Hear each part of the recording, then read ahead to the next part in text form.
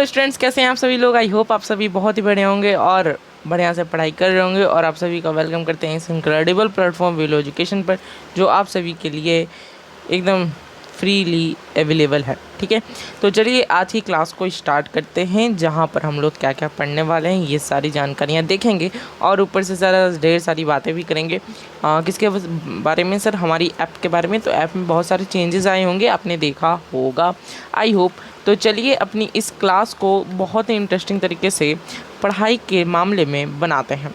देखो, सबसे पहले हम लोग क्या क्या पढ़ने, बेसिकली पिछले वाली क्लासेस में हम लोगों ने पावर शेयरिंग के बारे में बहुत सारी चीज़ें जाना था। पावर शेयरिंग में जो हमारी जो सिस्टम है इंडिया के पावर शेयरिंग में, उसमें क्या होता है सर? फेडरल सिस्टम रहती है जिसमें बहुत सारे लेवल्स का, है ना, 1 और 2 मोड लेवल्स में होते हैं। ठीक है, तो चलिए लेक्चर नंबर 4 की शुरुआत करते हैं। लेक्चर नंबर 3 तक आई होप आप लोगों ने देख लिया होगा, नहीं देख रहा है तो जाके देख ले। तो चलिए स्टार्ट करते हैं छोटा से रिकैप के साथ सर। ठीक है, तो थोड़ा सा रिकैप कर लेंगे फटाफट से। देखो रिकैप में क्या है, लेक्चर नंबर 3 में हम लोगों ने पढ़ा था, क्या पढ़ा था सर? फेडरलिज्म का कैरेक्टरिस्टिक्स, है ना, यही ना पढ़ा था ना, फेडरलिज्म कैरेक्टरिस्टिक्स। तो चलिए आज की क्लास को यहीं से आगे बढ़ाएंगे और भी बहुत सारा जानेंगे कि डेवलपमेंट ऑफ फेडरलिज्म जो है हम लोग का, वो हमारी इंडिया में वो कैसे हुआ। ठीक है, development of federalism in our India. ठीक है, इन इंडिया। तो इसके बारे में आज सारी जानकारियाँ लेंगे। ठीक है, तो चलिए स्टार्ट करते हैं बिना कोई देरी के। और अगर देरी तो होगा नहीं, तो चलिए स्टार्ट करते हैं। बेसिकली आज हम लोग को डेवलपमेंट के बारे में पढ़ना है। ठीक है, और एक टॉपिक है federal system of government in India, कि कैसा फेडरलिज्म सिस्टम है हमारे गवर्नमेंट है ना इंडिया में। ये आज हम लोग का गोल होगा, ये 2 टॉपिक्स को कंप्लीट आज हम लोग करने वाले हैं। तो चलिए स्टार्ट करते हैं बिना कोई देरी की। और सर हम लोग की जो ऐप में है वो बहुत सारा चीज़ अपडेट हुई है, जिसमें short notes, subjective question, objective question, ये सारी चीज़ें आप लोग को मिल रही है। टेस्ट भी मिल रही होगी, वहाँ पर आप लोग टेस्ट भी जाके दे सकते हैं। ठीक है, और भी क्या सर, एक चीज़ और, वहाँ पर आप लोग को लाइव डाउट प्रोग्राम के बारे में आप सभी जानते होंगे कि लाइव डाउट प्रोग्राम क्या होता है। ये सारी जानकारी आप लोग को पता होगी। आई होप आपने लाइव डाउट प्रोग्राम वाली जो सीज़न आई थी वो देखी होगी। ठीक है, लाइव डाउट प्रोग्राम में बेसिकली होता क्या है, हम लोग डायरेक्ट इंटरेक्ट करते हैं अपने स्टूडेंट से और वहाँ पर उससे समझाते हैं कि कैसे कैसे पढ़ाई होती है, यानी कि आप लोगों को कैसे कैसे पढ़ने चाहिए। ठीक है, तो चलिए स्टार्ट करते हैं आज की क्लास को। सबसे पहले ये जान लेते हैं व्हाट इज़ फेडरलिज्म। देखो हमने फेडरलिज्म के बारे में पिछले में पूरी अच्छे तरीके से चर्चा की थी। तो इसमें हम लोग बेसिकली छोटा सा ये जान लेते हैं कि फेडरलिज्म होता क्या है। बस एक छोटा सा रिकैप आप लोग को बोल सकते हैं इसमें। ठीक है, तो फेडरलिज्म क्या होता है सर? 2 और मोर लेवल ऑफ गवर्नमेंट। ठीक है, तो ये हमारा मोर लेवल ऑफ गवर्नमेंट। तो ये जिस भी गवर्नमेंट में एक से ज़्यादा लेवल होता है पावर शेयरिंग का, किसका? पावर शेयरिंग का, वो हमारा कहलाता है क्या, है ना, फेडरलिज्म। ओके, चलिए स्टार्ट करते हैं आज की क्लास को। सबसे पहले development of federalism in India, कि डेवलपमेंट जो है सर फेडरलिज्म इंडिया में कैसे होती है, ये सारी जानकारियाँ समझेंगे। Congress party led the national movements during freedom struggle. देखो जब हम लोग की स्ट्रगल हुई थी फ्रीडम की, जब हम लोग फ्रीडम हुए थे, मतलब इंडिया जब फ्रीडम हो गया था, फ्रीड हो गया था, किससे सर? इंडिपेंडेंट हो गया था, है ना, तब Congress party sir national movements को लीड करती थी। उसके बाद Congress party supported the federal system. उसके बाद फेडरल सिस्टम को अपनाया कौन? हमारे जो क्या नाम है उसका, कांग्रेस पार्टी। ठीक है, तो पहले कांग्रेस पार्टी का ही राज था सर, हम लोग का राज तो था नहीं। तो सबसे पहले कांग्रेस पार्टी का राज था। और कांग्रेस पार्टी में, एक मिनट ज़रा सा वेट करना, हाँ, तो फिर कांग्रेस पार्टी ने ही उसे मतलब सारा कुछ काम करवाया था। फेडरल सिस्टम भी उन्होंने बनाया था। ठीक है, तो its organisational structure was based on the federal system. और कांग्रेस पार्टी ने फेडरल सिस्टम को अपनी इंडिया में लॉन्च करने के लिए बहुत ही अच्छा काम किया था। The constitution assembly formed in 1946 had a क्या फेडरेटिव नेचर। तो फेडरेटिव नेचर में सर कॉन्स्टिट्यूंट जो असेंबली था 1946 में तैयार हो गया था। और स्टेट में सर रिप्रेजेंटेटिव इलेक्शन होने लगे थे थ्रू कम्युनल इलेक्ट्रोल सिस्टम। उसके बाद इलेक्ट्रोल सिस्टम को बनाया गया, जहाँ पर है ना इलेक्शन को कंडक्ट कराने लगे थे। फिर 1947 में हमारा देश आज़ाद हो गया था। Representatives of the states were nominated by their rulers. The federal system aimed to strengthen the national unity while recognising diversities. Okay, यहाँ पर हुआ क्या, ये जो हमारे स्टेट्स थे, है ना, तो यहाँ पर हम लोग ने ये समझा कि जो फेडरल सिस्टम है हमारी, वो स्ट्रेंथन जो है, मतलब हमारा नेशनल यूनिटी, ये फेडरल सिस्टम क्या काम करता है, हमारी जो नेशन है उसकी यूनिटी को बनाने की काम करता है, ठीक है। उसके बाद सर हमारे जो रिप्रेजेंटेटिव्स थे, है ना, रिप्रेजेंटेटिव ऑफ स्टेट्स, वो क्या कराने लगे, इलेक्शन कराने लगे, किसके द्वारा, अपने रूलर्स के लिए, है ना, नॉमिनेटेड बाय देयर रूलर्स, ठीक है। चलिए आइए आगे चलते हैं और अब हम समझते हैं फेडरल सिस्टम जो है हमारा गवर्नमेंट इंडिया में वो कैसा होता है और क्या क्या उसमें काम होती है, ये सारी कैरेक्टरिस्टिक्स को और भी ज़्यादा कैरेक्टरिस्टिक्स को देखेंगे, ठीक है। As a first condition of federal system, dual system of government has been formed in India. देखो फर्स्ट कंडीशन हमारा जो फेडरल सिस्टम का था वो क्या था, है ना, first condition of federal system. तो बेसिकली जो हमारा फेडरल सिस्टम था वो बहुत ही बड़ा था हमारे इंडिया में, है ना, और इसमें क्या था, डुअल सिस्टम था। डुअल सिस्टम का क्या मतलब होता है, हमने पिछली क्लास में भी समझाया था। डुअल सिस्टम का मतलब होता है इसके दो तरीके से काम होता था, ठीक है, एक तो स्टेट लेवल पर और एक नीचे वाली जो लेवल्स होती हैं, ठीक है। One for the whole nation called federal government और central government and another for the state called provincial और स्टेट गवर्नमेंट। वही बात लिखी है जो मैंने अभी बताया कि जो सेंट्रल गवर्नमेंट होती है उसे हम लोग पहली सिस्टम बोलते हैं, जो उसके नीचे वाली जितने भी गवर्नमेंट आते हैं वो हमारी डुअल गवर्नमेंट हो जाते हैं।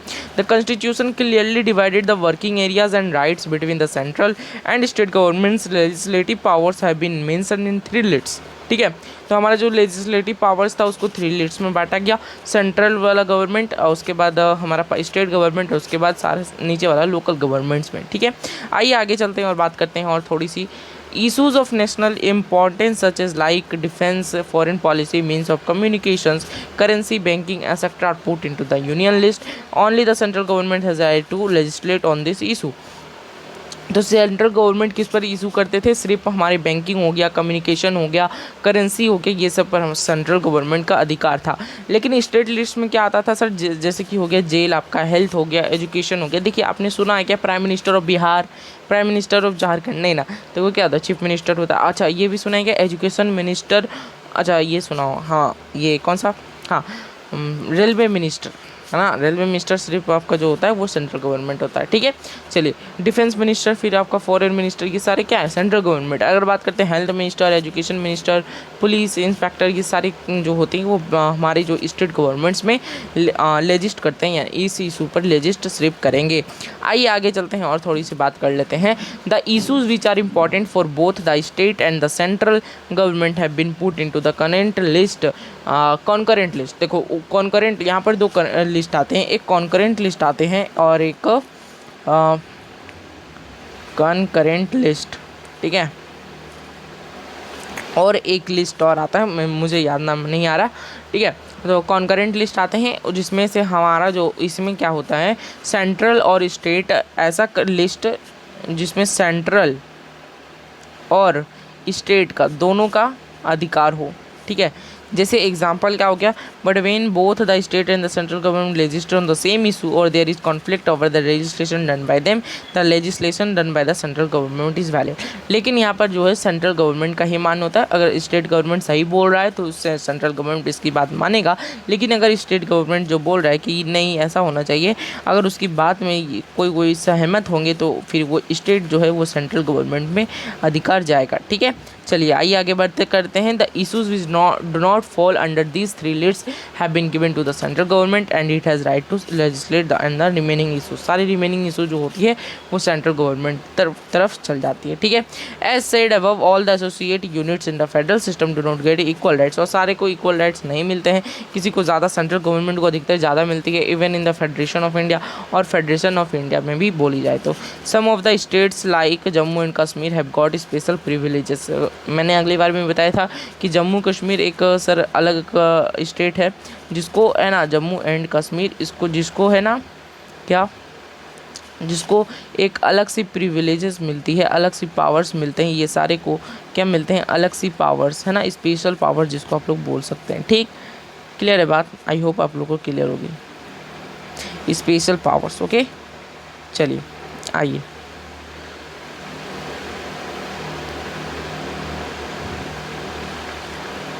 ठीक है, आओ।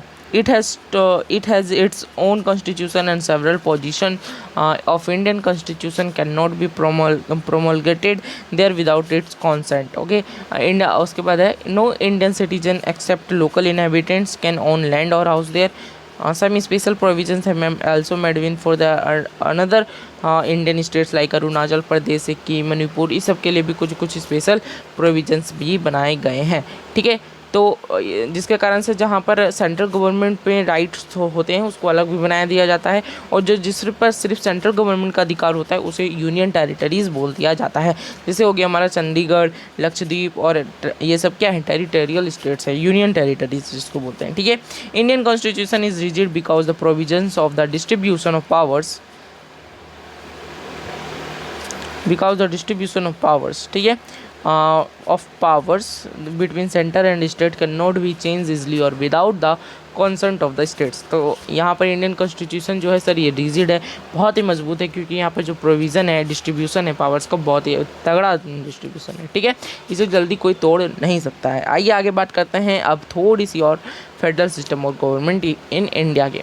देखो फेडरल सिस्टम जो है गवर्नमेंट में, ये हमारी इंडिया में ये पूरी इजी तरीके से कॉन्सेप्ट है, जहाँ पर हमारा जो डुअल गवर्नमेंट होता है उसे फेडरल सिस्टम कहते हैं।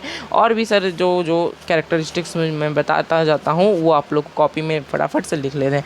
There is an independent and uppermost judiciary which has right to explain the constitution, decide the conflicts between the centre and the states and declare them illegal और against the constitution. ठीक है, और जब हमारा central और state से जब कोई भी चीज़ को इलीगल डिक्लेयर कर दिया जाता है तो वो पूरी तरीके से इलीगल ही हो जाती है। The centre and the states have power to impose taxes, manage resources and collect revenues to govern and discharge their responsibility. तो सेंटर और स्टेट्स को सबको टैक्सेस को इम्पोज करने का काम होता है। देखो हम लोग से इम्पोज करता है टैक्स, स्टेट को जाता है, स्टेट्स को फिर सेंटर में चला जाता है। ठीक है, आइए अब हम लोग नेक्स्ट क्लास की गोल की बात करते हैं। नेक्स्ट क्लास में हम लोग क्या क्या पढ़ने वाले हैं उसको ज़रा ध्यान से सुनेंगे। एजुकेशन ऑफ फेडरल गवर्नमेंट, यानी कि सर फेडरल गवर्नमेंट का जो क्या क्या प्लान होता है उसके बारे में हम लोग समझेंगे नेक्स्ट क्लास में। फेडरल गवर्नमेंट का प्लान क्या क्या होता है वो हम लोग नेक्स्ट क्लास में समझेंगे। आई होप आपको इतनी बातें क्लियर होगी। तो चलिए मैं आपको बता देता हूँ हाउ टू गेट नोट्स कैसे आप लोग को लेने हैं। फटाफट से आप लोग एक बार में सुन लीजिएगा। नोट्स सर आप लोग को ऐप में लेने हैं। ऐप का लिंक जो है वो डिस्क्रिप्शन में दिया गया है। उसके बाद आप लोग को वहाँ से डाउनलोड कर लेना है। अगर नहीं डाउनलोड है तो, अगर जिसके पास डाउनलोड है तो वो तो जानते ही होंगे।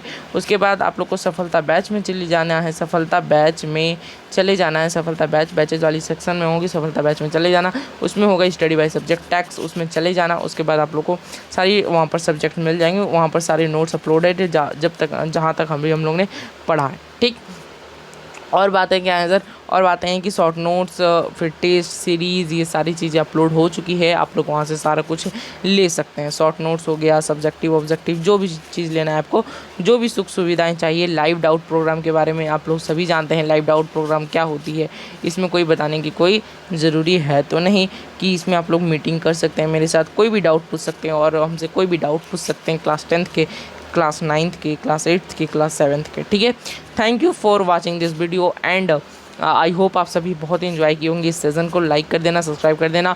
मिलते हैं फिर नेक्स्ट क्लास में। तब तक के लिए अपना ख्याल रखना और पढ़ाई करते रहना, क्योंकि सर पढ़ाई काम से सिर्फ मुस्कुराने से काम नहीं चलेगा, पढ़ाई करने से काम चलेगा। ठीक है, तो चलिए मिलते हैं फिर आपको नेक्स्ट क्लास में। तब तक के लिए ख्याल रखना। बाय बाय, टेक केयर और पढ़ाई करते रहना।